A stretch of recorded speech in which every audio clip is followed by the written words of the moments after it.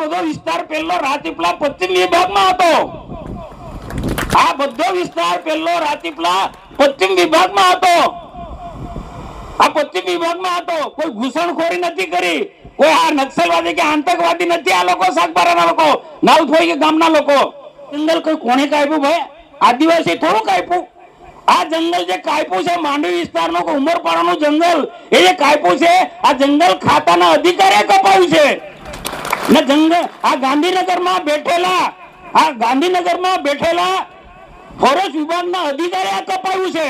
લાંબા સમયથી નર્મદાના સાગબારામાં ચાલતા જંગલ જમીન આંદોલન મુદ્દે આજે સાગબારાના ખોપી ગામે તમામ પક્ષ પાર્ટીના આદિવાસી નેતાઓ અને ચૂંટાયેલા જનપ્રતિનિધિઓએ ભેગા મળી એક જ સુરે વર્ષોથી જંગલ જમીન ખેડતા સાગબારા તાલુકાના 12 ગામના ખેડૂતોને પોતાનું સમર્થન જાહેર કરતું એક સંમેલન કર્યું હતું, જેમાં ભરૂચના સાંસદ મનસુખ વસાવા, નાંદોદના ધારાસભ્ય ડૉક્ટર દર્શનાબેન દેશમુખ, નર્મદા જિલ્લા પંચાયત આરોગ્ય સમિતિના ચેરમેન ડૉક્ટર દયારામ તેમજ નર્મદા ભાજપના પૂર્વ ઉપપ્રમુખ લીલાબેન વસાવા તેમજ અન્ય આદિવાસી અગ્રણીઓ તેમજ 12 ગામના ખેડૂતો આ સંમેલનમાં હાજર રહ્યા હતા. ત્યારે સ્ટેજ ઉપરથી આદિવાસી નેતાઓએ પોતાની માંગ સરકાર સામે મૂકી છે.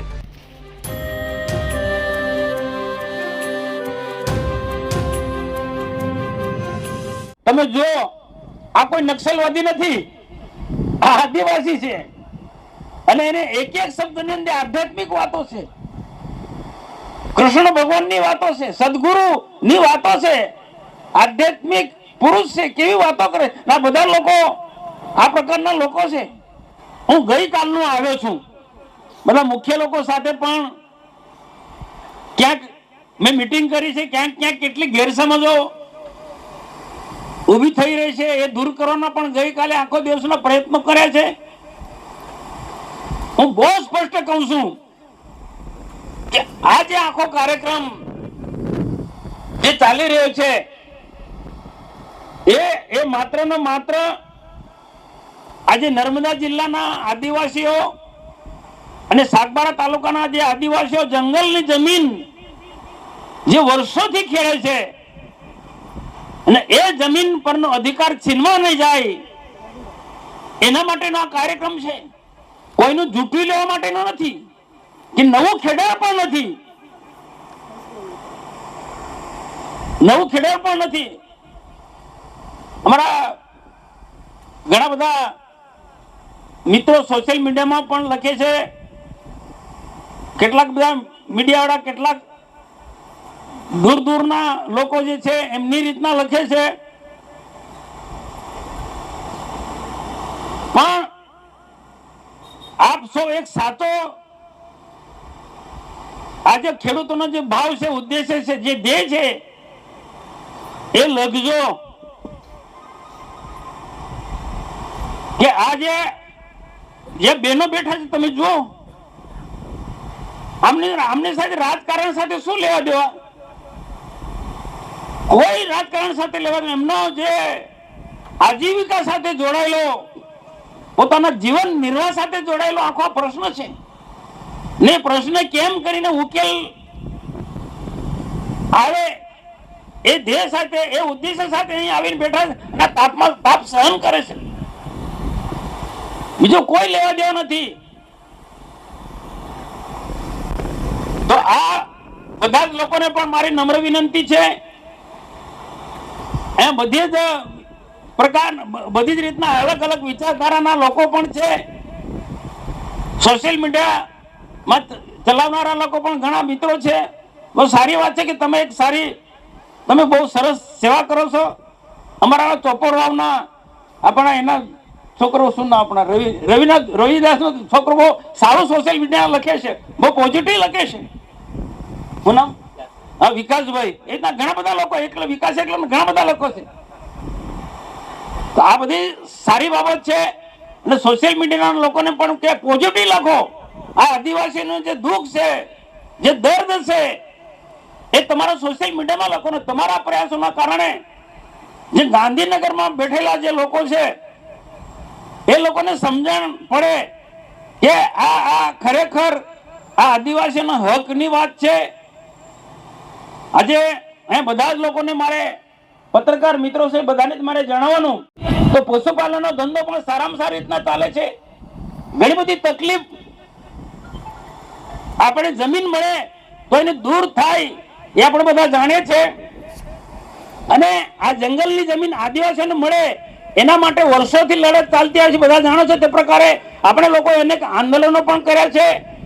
અને અહીંયા નાલ ખોપી જે સાગબારા તાલુકાના 10 થી 12 જેટલા ગામો જે છે, જે ઉમરપાડા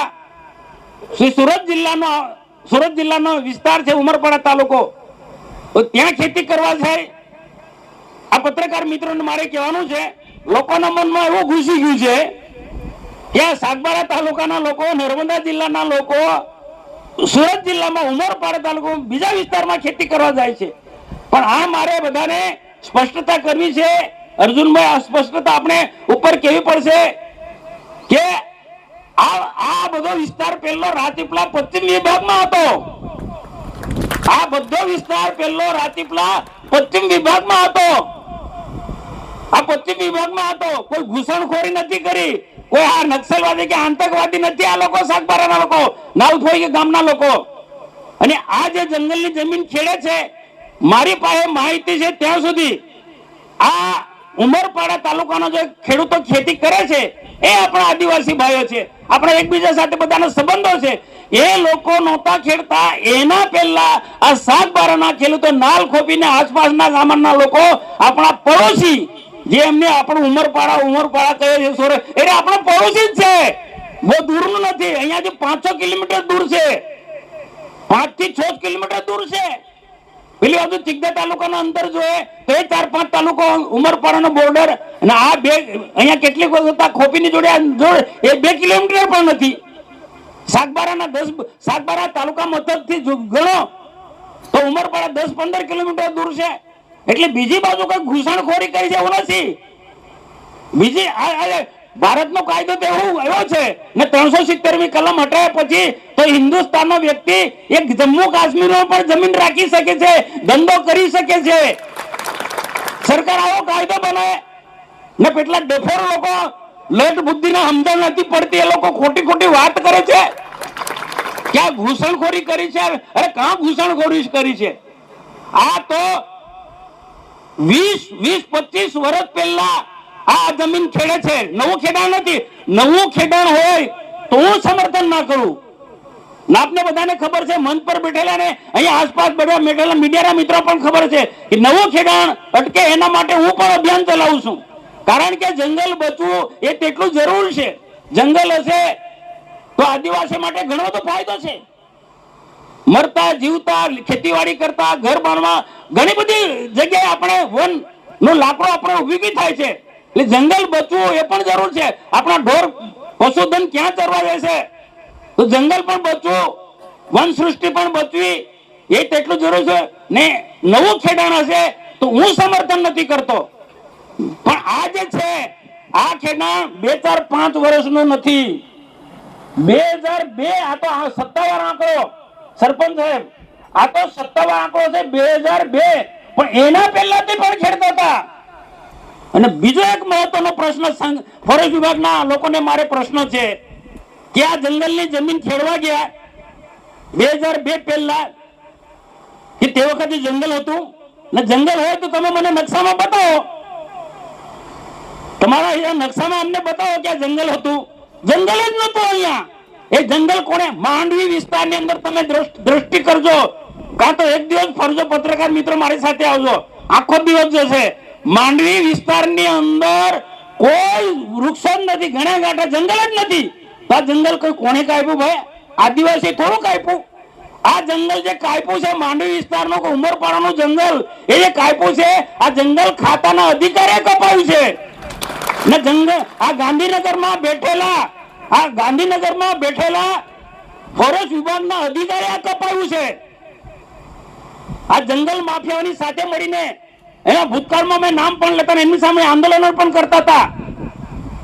તો એવા જંગલ માફિયા જે સાગી લાકડા, વિમારતી લાકડા જે કાપી અને સુરતમાં મોટા શહેરોની અંદર મુંબઈ સુધી સપ્લાય કરતા હતા, આ માફિયાની સાથે કોણ મળેલો હતો? અહીં આદિવાસી મળેલો હતો ભાઈ. અરે ફોરેસ્ટ વિભાગના અધિકારી મળેલા હતા.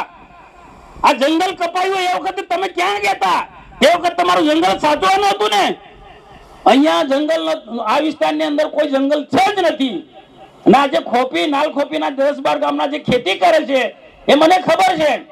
અમારા આ પાડોશી જે ડેડિયાપાડા તાલુકાના સંભવનગર ગામના ચિત્ત તાલુકો બન્યો, એમને પૂછું તો અમે તો સરળતાથી આ વિસ્તારમાં જતો હતો. દિવસે બી રાત્રે બી કોઈ જંગલ જેવું હોતું જ નહોતું. 20-25 વર્ષ ગોવિંદભાઈ બરોબર ને?